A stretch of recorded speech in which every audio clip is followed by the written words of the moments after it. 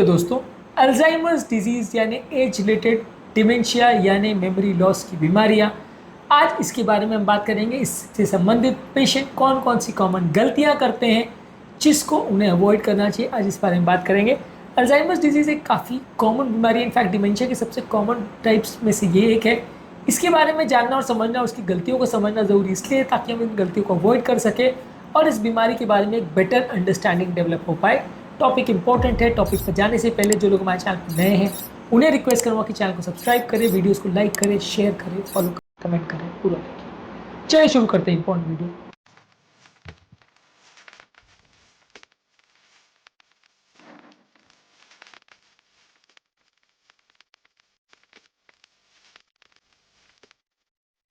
सबसे पहले अगर आप इस बीमारी के अर्ली साइंस और सिम्टम्स को निगलेक्ट करते हैं तो ये बड़ी गलती है। कई बार लोगों को लगता है कि यार ये तो उम्र के रिलेटेड कॉमन होता है, थोड़ी बहुत याददाश्त तो चली जाती है, लेकिन कई बार ये छोटी छोटी भूलने की आदत है या छोटी छोटी चीज़ों को मिस करना, नाम भूल जाना, चीज़ें रख के भूल जाना, ये सारी चीज़ें अर्ली डायग्नोसिस के लिए बहुत क्रूशियल है। ये सारी चीज़ें को अगर आप ध्यान दोगे तो आप बीमारी को अर्ली स्टेज में डिटेक्ट कर सकते हो और अप्रोप्रिएट ट्रीटमेंट स्टार्ट कर सकते हो। यदि आप इन सारी चीज़ों को ध्यान नहीं दोगे तो बीमारी लेट स्टेज तक मिस हो जाएगी और फिर को कई बार एडवांस स्टेज में बीमारी का ट्रीटमेंट स्टार्ट करना पड़ेगा, जो कि डेंजरस होगा। तो बीमारी को जल्दी डिटेक्ट करने के लिए अर्ली साइंस को निगलेक्ट ना करें। अगला है कि पेशेंट के लिए एक सेफ एनवायरनमेंट कई लोग क्रिएट नहीं करते। अब कई बार क्या होता है, अल्जाइमर्स वाले पेशेंट कई बार उनको एक्सीडेंट लगने का रिस्क होता है, गिरने का, भटकने का, इंजरीज होने का चांस होता है। तो ऐसे लोगों के लिए एक सेफ एनवायरनमेंट खड़ा करना पड़ता है, नहीं तो वो कहीं पे भी भटक सकते हैं और भूल जाएंगे और उनको घर का रास्ता भी नहीं पता होगा और सब कुछ भूल जाएंगे और फिर आप और उसके परिवार वाले परेशान होते रहेंगे, उसको ढूंढते रहेंगे और उसको इंजरी से बचाते रहेंगे। कई लोग एक्सीडेंट्स की वजह से मर भी जाते हैं इस चक्करों में। तो प्रॉपर घर पे सिक्योरिटी होना, लोग गिरे नहीं, पड़े नहीं, उनको चोट नहीं लगे, इसका ध्यान रखना, घर के एग्जिट्स को सिक्योर रखना।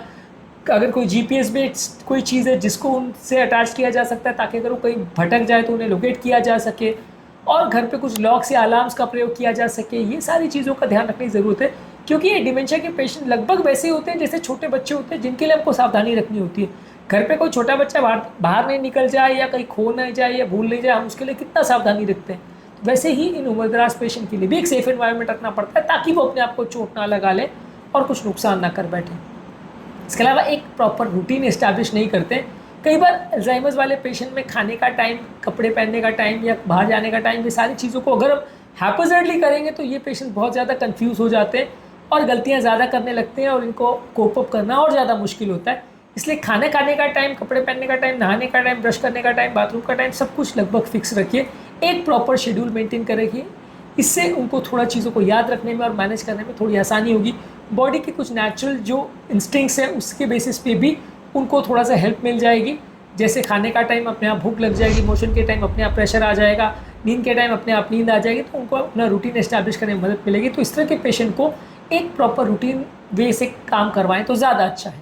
इसके अलावा कई बार लोगों को ओवर स्टिमुलेट या अंडर स्टिमुलेट किया जाता है, ये भी प्रॉब्लम है। कई बार उनको याद करने के लिए आप ओवर स्टिमुलेट करते हो जिससे वो चिड़चिड़े हो जाते हैं और काम नहीं कर पाते। कई बार आप उनको अपने हाल पे छोड़ देते हो और स्टिमुलेट नहीं करते तो वो याद करने की कोशिश नहीं करते। दोनों ही नुकसानदायक है। जिस तरह के व्यक्ति को जितना सीवियर अल्जाइमर है उसके हिसाब से उनको थोड़ा बहुत याद कराने की और चीज़ों को ध्यान दिलाने की कोशिश करना चाहिए। उनको ब्रेन को एक्टिविटी देके उसको एंजॉयबल वे में याद दिलाने की कोशिश या ब्रेन को एक्टिवेट कराने की कोशिश करनी चाहिए, लेकिन ओवरडू भी नहीं करना चाहिए। बहुत ज़्यादा किया तो भी नुकसानदायक है, बहुत कम किया तो भी नुकसानदायक है। इसके अलावा आप अगर पेशेंट के साथ आर्ग्यू करते हो या उसके साथ चिल्लाते हो, उसको बार बार करेक्ट करने की कोशिश करते हो, तो ये भी एक बड़ी गलती है। कई बार इस तरह के पेशेंट में कई बार फ्रस्ट्रेशन हो जाती है, चिड़चिड़े हो जाते हैं, काम नहीं कर पाते, बिल्कुल वैसे ही जैसे बच्चों के साथ है। यदि आप छोटे छोटे बच्चों को अगर बार बार चिल्लाओगे तो वो चिड़चिड़े हो जाते हैं और फिर वो आपकी सुनते नहीं है, काम नहीं करते। तो वैसे ही अल्जाइमर्स के पेशेंट को बार बार करेक्ट नहीं करना, उनको प्यार से समझाने की आवश्यकता है और अच्छी तरह से उनको मैनेज और मेंटेन करने की आवश्यकता है। यदि आप उसको प्रॉपर वे में नहीं करोगे तो आपको वही रिपरकशंस या वही खामियाजा भुगतना पड़ेगा जो बच्चों को पालने के टाइम आपको होता है कि जब आप उनको सही तरह से अगर संभालते नहीं हो या बहुत चिल्लाते हो, बहुत डांटते हो, तो कई बार वो उल्टा नेगेटिव इफेक्ट्स उसके होने देते हैं। इसके अलावा अगला कॉमन मिस्टेक जो लोग करते हैं कि लोग बिहेवियरल चेंजेस जैसे एग्रेशन, डिप्रेशन, एंग्जाइटी, इसको इग्नोर करते हैं। कई बार ये सारी चीज़ें भी कई बार पेशेंट के लिए और उनके केयर गिवर्स या उनकी फैमिली वालों के लिए बड़ा इशू बन जाता है। लोग इसको बीमारी से कोरिलेट करते हैं। लोग को ऐसा लगता है कि अल्जाइमर मतलब तो खाली जो है याददाश्त चली गई उसका प्रॉब्लम है। तो ये चिड़चिड़ापन या ये जो बाकी प्रॉब्लम्स पेशेंट के बिहेवियर में आ रही है वो चीज़ें उससे रिलेटेड नहीं है, जबकि ऐसा नहीं होता। वो सारी चीज़ें भी अक्सर रिलेटेड होती है और उनको इग्नोर करना कई बार नुकसानदायक होता है। इसके अलावा यदि आप पेशेंट के फैमिली वालों का ख्याल नहीं रखोगे, उनको प्रॉपर एजुकेट नहीं करोगे और उनको टाइम टू टाइम ढाढ़स नहीं बंधाओगे या उनको प्रॉपर एजुकेट नहीं करोगे सब चीज़ों के बारे में, तो अक्सर वो भी बड़ा नुकसानदायक होता है कि थोड़े टाइम के बाद वो केयर गिवर्स भी परेशान हो जाते हैं। जैसे जैसे वो बच्चे के जैसे पेशेंट की एज बढ़ने के साथ उसकी हालत बिगड़ते चली जाती है, वहाँ पे आप जो फैमिली मेम्बर्स हैं उनको और परेशान होता हुआ देखते हैं। अब प्रॉब्लम यह है कि बच्चा तो धीरे धीरे करके बड़ा हो जाता है और उसके साथ जो प्रॉब्लम्स एसोसिएटेड है वो कम होते जाती है। यहाँ पे उल्टा है, यहाँ पे प्रॉब्लम धीरे धीरे करके बढ़ती चली जाती है और शुरुआती पीरियड में आपको ज़्यादा ध्यान नहीं रखना पड़ता है, बाद में ज़्यादा ध्यान रखना पड़ेगा, तो यहाँ प्रॉब्लम बिगड़ते जाएगी और कई सालों तक चलेगी। बच्चों के साथ ये फेज़ 1-2 साल तक चल सकता है, अल्जाइमर में तो कई साल तक चल सकता है।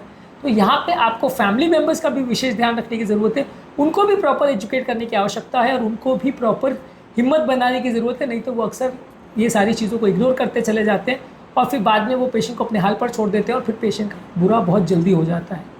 इसके अलावा कई बार लोगों को ऐसा लगता है कि हर तरह का मेमोरी लॉस अल्जाइमर्स है, जबकि ऐसा नहीं है। मेमोरी लॉस के और भी बहुत सारे कारण हैं। कई लोगों को लकवा की वजह से होता है, कई लोगों को इंपॉर्टेंट विटामिन मिनरल की डेफिशिएंसी की वजह से होता है, कई लोगों को अल्कोहल की वजह से होता है। तो हर तरह का डिमेंशिया या याददाश्त चली जाना सब अल्जाइमर्स नहीं है। इसमें सिग्निफिकेंट डिफरेंस है और इस डिफरेंस को डायग्नोज करना और उसके हिसाब से ट्रीटमेंट स्टार्ट करना ज़रूरी है। अगला कॉमन मिस्टेक जो करते हैं कि मेडिसिन के डोजेस को प्रॉपरली मैनेज नहीं करते। यदि आप इस तरह की मेडिसिन का डोजेज जो है पेशेंट के ऊपर छोड़ दोगे तो वो तो अक्सर गलती करेगा, और यदि जो फैमिली वाला उसका ध्यान रख रहा है वो भी प्रॉपर अगर ध्यान नहीं रखे तो फिर गलतियाँ होती है, प्रॉब्लम्स होती है और फिर साइड इफेक्ट्स या प्रॉब्लम ज़्यादा देखने को मिलती है। तो प्रॉपर रिमाइंडर्स रखना, प्रॉपर मेडिसिन के डिस्पेंसर्स यूज़ करना, प्रॉपर सारी चीज़ों का विशेष ध्यान रखना ज़रूरी है ताकि मेडिसिन मिसमैनेज नहीं हो, पेशेंट की कंडीशन ना बिगड़े।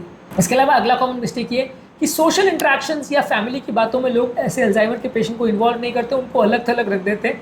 इस तरह के लोगों को अगर लोगों के इंटरेक्शन में इन्वॉल्व किया जाए, एक सपोर्टिव एनवायरनमेंट डेवलप किया जाए, उनसे बातें की जाए, उनको काम रखने का प्रयास रखा जाए, तो उनका बीमारी लंबे समय तक नहीं बिगड़ती है और उनकी हालत बेटर रहती है।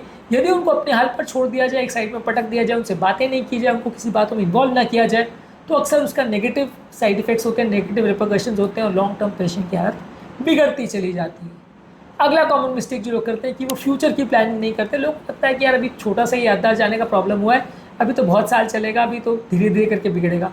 पर इस तरह के पेशेंट कई बार जल्दी भी बिगड़ जाते हैं। इस तरह के पेशेंट अगर अपनी फाइनेंशियल अरेंजमेंट नहीं करते, अपनी लाइफ के लिए, लीगल हायर के लिए या वसीयत के लिए, ये सारी चीज़ों के लिए अगर प्लानिंग नहीं करते हैं, तो जब हालत बिगड़ जाती है तो ये सारी चीज़ें इशू बन जाती है।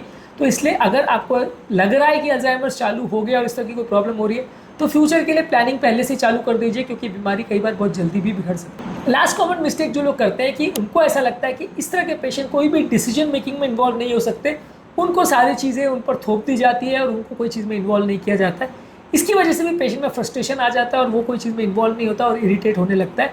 तो उनको डिग्निटी देना, उनको ऑटोनॉमी देना और जहाँ तक पॉसिबल है उनको डिसीजन मेकिंग में इन्वॉल्व करना, ये भी उनका पार्ट ऑफ ट्रीटमेंट है। जैसे हम बच्चों पर सारे डिसीजन थोपते हैं तो बच्चे चिड़चिड़े हो जाते हैं, वैसे ही यहाँ पे भी हमको उनको थोड़ी डिग्निटी और ऑटोनॉमी देने की ज़रूरत है। उनके डिसीजन को भी रिस्पेक्ट करने की ज़रूरत है। भले आपको लग भी रहा है अगर वो गलत है, तो भी कुछ हद तक उनको समझा बुझा के उसको मैनेज करना ज़रूरी है। हर चीज़ उन पर आप थोपने की कोशिश करेंगे तो ये भी काउंटर प्रोडक्टिव होगा और फ़ायदे के बदले नुकसान होगा।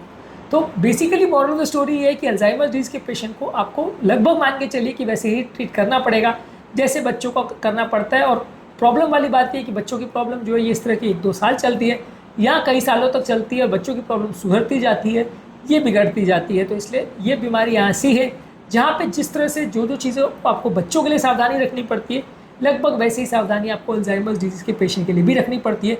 तभी वो लंबी ज़िंदगी जी पाते हैं और ठीक ठाक ज़िंदगी जी पाते हैं, नहीं तो उनकी ज़िंदगी बहुत जल्दी बिगड़ने लगती है।